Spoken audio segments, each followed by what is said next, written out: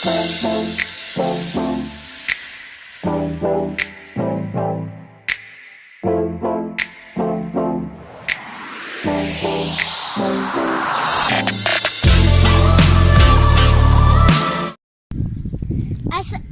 वालेकुम गाइस, कैसे हो सभी लोग। Welcome back to the Hamza skating and vlog. Guys ये आज मैं सी साइड में आया हूँ।